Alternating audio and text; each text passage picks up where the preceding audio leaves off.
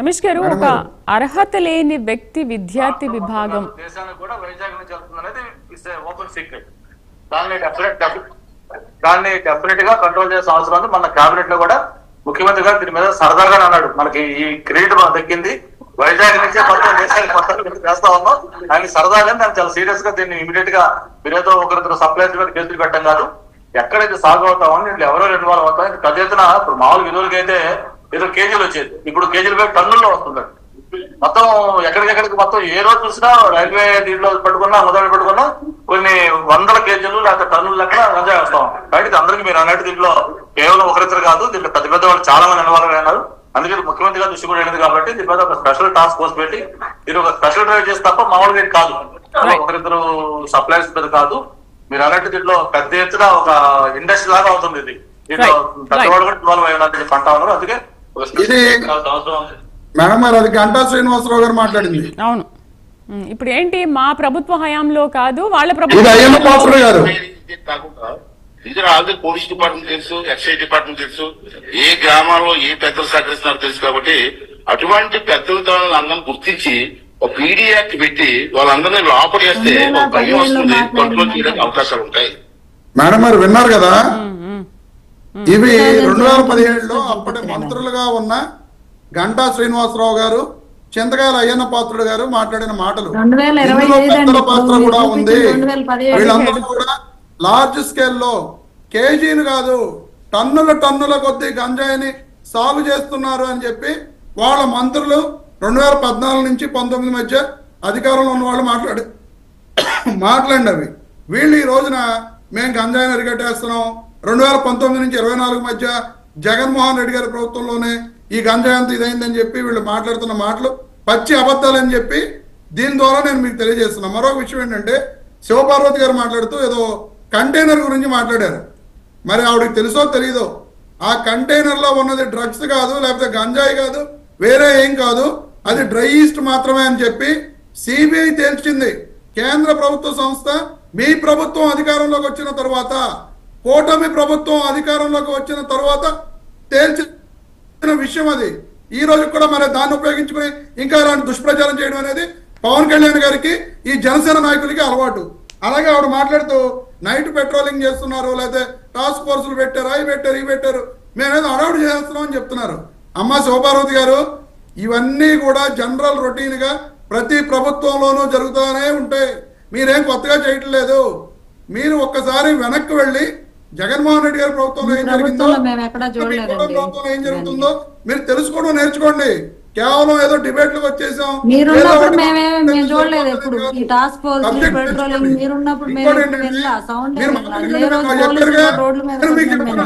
రమేష్ గారు సరే మీరు అదే మాట్లాడుతున్నారు. అదే టాస్క్ ఫోర్స్ మాదక ద్రవ్యాల కేసులో ఉన్న వ్యక్తి నేతృత్వంలోనే మీరు ఈ రోజు శిక్షణ కార్యక్రమాలు నిర్వహించారు కదా, మరి వాళ్ళని సస్పెండ్ చేయాల్సింది పోయి, సరే మీరు అసలు డ్రగ్స్ ఉండొద్దు అని అనుకుంటున్నారు, అలాంటి వ్యక్తి చేతనే ఈ ప్రోగ్రామ్స్ నిర్వహించడం ఏంటి? సరే టీడీపీ కూడా, కూటమి ప్రభుత్వం కూడా అదే అడుగుతుంది, సస్పెండ్ చేయాలి కదా అని. నేను మీకు ఒక్కసారి మేడం గారు, నేను మీకు ఒక్కసారి చెప్తా వినండి. ఈ ప్రభుత్వం అధికారంలోకి వచ్చిన తర్వాత కుప్పంలో గంజాయి సాగు కోసం టీడీపీ కార్యకర్తలు కొట్టుకున్నారు కుప్పంలో. ఇది పేపర్లో వచ్చిన, వాళ్ళ ఈనాడు ఆంధ్రజ్యోతిలో వచ్చిన ఐటమ్స్ నా దగ్గర అన్ని ప్రూఫ్స్ ఉన్నాయి, మీకు పంపిస్తా. రాయదుర్గంలో టీడీపీ నేత మామిడి తోటలో గంజాయి సాగు అక్కడ కూడా జరుగుతుంటే అది కూడా బయటపడింది. అలాగే గంజాయి రవాణా చేస్తూ ఒడిశా పోలీసులకు చిత్తూరు జిల్లా శాంతిపురం మండలం కనుమాకులపల్లి గ్రామానికి చెందిన టీడీపీ కార్యకర్త అతని ఒడిశాలో అరెస్ట్ అయ్యాడు, అక్కడ ఇది చేస్తూ ఉంటే. అలాగే మన రాష్ట్రం ఎంత దరిద్రమైన ఈ కూటమి ప్రభుత్వం వచ్చిన తర్వాత పరిస్థితిలోకి వెళ్ళిందంటే, జగన్మోహన్ రెడ్డి గారి హయాంలో రమేష్ గారు ఇప్పుడు ఏంటి, డ్రగ్స్ కేసులో మేమే కాదు కూటమి ప్రభుత్వంలో ఉన్న మనుషులు కూడా ఉన్నారని చెప్తున్నారా?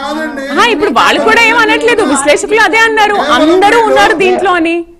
అందరూ ఉన్నారు దీంట్లో. ఇప్పుడు ఏం మాట్లాడారు, వాళ్ళే చేస్తున్నారు అది ఇదని చెప్తున్నారు. ఏం కాదు చేసేది, వీళ్ళ నాయకులు పెద్ద పెద్ద నాయకులు ఉన్నారని చెప్పి వాళ్ళ గంటా శ్రీనివాసరావు గారు, వాళ్ళ అయ్యన పాత్రుడు గారు చెప్పారు. నేను చెప్పలా, నేను అదే చెప్తున్నా. మీరు ఇంకో విషయం కూడా తెలుసుకోవాలి మేడం గారు, మొన్న జరిగిన శ్రీకాకుళం పోలీసుల అమరవీరుల సంస్మరణ సభలో అచ్చెన్నాయుడు గారు, ఈ రోజు మొన్న వ్యవసాయ శాఖ మంత్రిగా ఉన్న అచ్చెన్నాయుడు గారు మాట్లాడటం జరిగింది. గంజాయి వాడకం పెరిగింది, డ్రగ్స్ వాడకం పెరిగింది, ప్రభుత్వం వచ్చాక అరికట్టవలసిన అవసరం ఉన్నదని చెప్పి అట్లీస్ట్ గుర్తించారు, దానిపైన చర్యలు తీసుకుంటున్నారు. కదా మీరు అంటున్నారు చర్యలు తీసుకుంటున్నారని చెప్పి. చర్యలు తీసుకుంటే రోజు టన్నులు గంజాయి ఎక్కడ దొరుకుతుంది, ఈ రోజున ఎక్కడ డ్రగ్స్ వచ్చినాయి అని చెప్పి వీళ్ళు ఎలా చేస్తున్నారు? చర్యలు తీసుకుంటే ఇవన్నీ ఎందుకు ఆగట్లేదు మేడం గారు? వీళ్ళు చర్యలు తీసుకోవట్లా. జరిగింది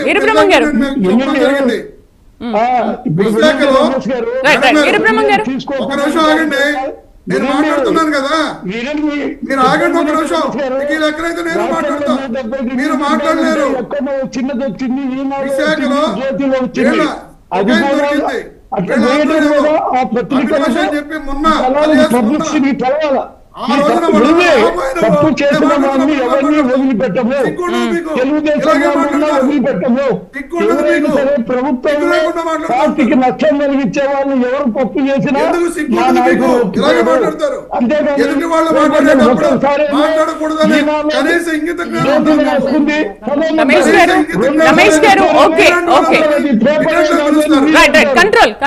సాక్షిలాంటి పేపర్లు కాదు. తప్పు కాదండి.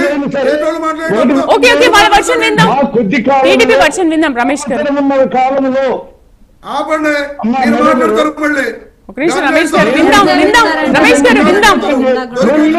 రమేష్ గారు మాట్లాడతా నేను చెప్పేది మీ 5 సంవత్సరాల గవర్నమెంట్ నేను మాట్లాడుతున్నప్పుడు నువ్వు మాట్లాడుతావు, నేను మాట్లాడుతున్నప్పుడు నువ్వు మాట్లాడుతున్నావు.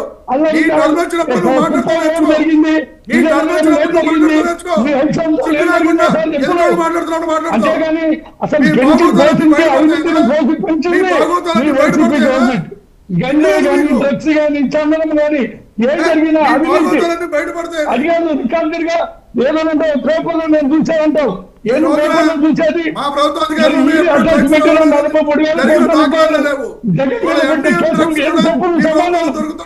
ఎంత చదవమంటావు ఇదంటావు. మరి విన్నదే 40,000 కోట్ల రూపాయలు మీరు అటాచ్మెంట్ పెడితే మీ నాయకులు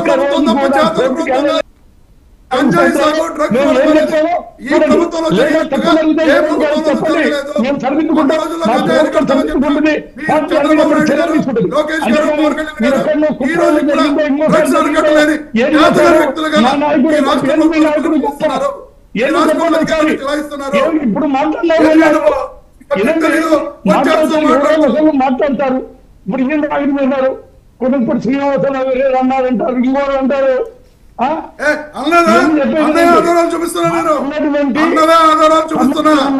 మీ హోంమంత్రి గారికి కనీసం మాట్లాడటం చేత కాదు. జగన్మోహన్ రెడ్డి గారి మీద వైఎస్ఆర్ కాంగ్రెస్ పార్టీ ప్రభుత్వం మీద దుష్ప్రచారం చేయడం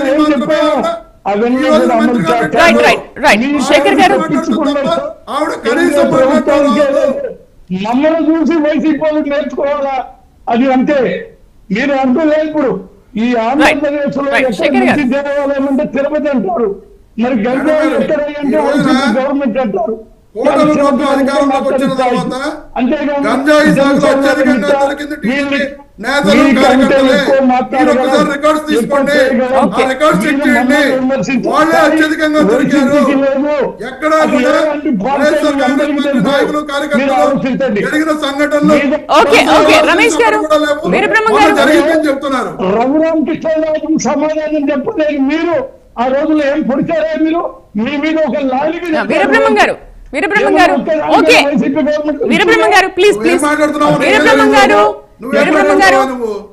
ఒక్క నిమిషం రమేష్ గారు ఒక క్వశ్చన్ అడిగారు. ప్రభుత్వం మీద చెప్పండి, పత్రిక ప్రకటన ఇవ్వండి, దానిలో సరిదిద్దుకోవడం పొరపాటు జరిగితే. అంతేగాని ఊరికి గవర్నమెంట్ మంచిది, ఎన్డీఏ కంపెనీ మంచిది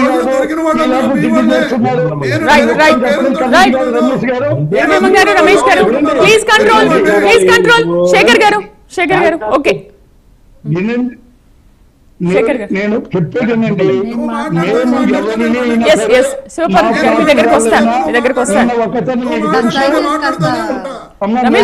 రమేష్ గారు మీరు అడిగిన క్వశ్చన్స్ అన్నిటికీ ఇద్దరు కూడా ఆన్సర్ చెప్తారు. ఒక్క నిమిషం రమేష్ గారు, రమేష్ గారు ఓకే, శివపార్వతి గారు ఇప్పుడు పార్టీలోనే ఉన్నారు, మీ వాళ్ళే చాలా మంది ఉన్నారు అని అంటున్నారు. మరి పార్టీలో ఉన్నా బయట ఉన్నా ఎవరి మీద ఉన్నా కూడా వాళ్ళ మీద మీరు చర్యలు తీసుకుంటారా?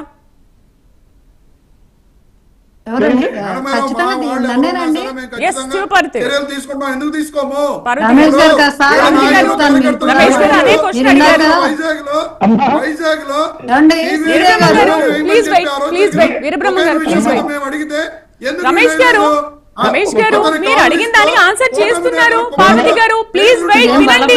కాదు బ్రదర్, చించేసుకొని రమేష్ గారు, వీరబ్రహ్మం గారు ప్లీజ్ మీరు మాట్లాడకండి. పార్వతి గారు కొంచెం నీట్ గా ఉందాదనం మెయింటైన్ చేయండి. ఎందుకు ఊరికే అరుచుకుంటారు? వీరబ్రహ్మం గారు మాట్లాడకండి. వీరబ్రహ్మం గారు ఎందుకు అరుస్తారు? మీ టైంలో మీరు మాట్లాడారు, అయిపోయింది. I will exit. Take your own time. ఎందుకు ఊరికే అరుచుకుంటారు? ఎందుకు ఇదేమన్నా బల ప్రదర్శన?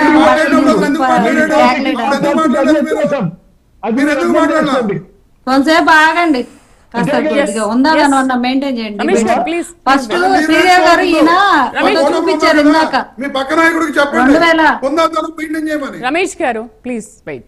చాలా ఆపేసి 11 అందుకే ఇచ్చింది. ఇప్పుడు కూడా మారిపోతే కష్టం. 11 మనకు అందుకే వచ్చింది. ఓవర్ యాక్షన్ కి 11 ఇచ్చి కూర్చోబెట్టారు. ఇలాగే చేశారు, 0 ఇస్తారు ఈసారి. అవన్నీ మాట్లాడొద్దు. ఆయన అసలు ఎందుకు తెచ్చుకొని రెండు పార్టీలు సమానంగా బాధ్యతలు జరిగిపోయింది. గంజాయి ఎవరైతే సాగు చేశారు, మీరు ఎక్కువ సాగు చేశారా లేకపోతే గంజాయి సాగుకు మీరు ఏమన్నా రోడ్లు ఇచ్చారా? ఈ కాదు, అయిపోయింది, సంగతి అయిపోయింది. గంజాయి నియంత్రణలో మీ పార్టీలు మీ గవర్నమెంట్ తీసుకునే చర్యలు ఏంటి? గంజాయి సాగు ఎలాంటి మాట్లాడడం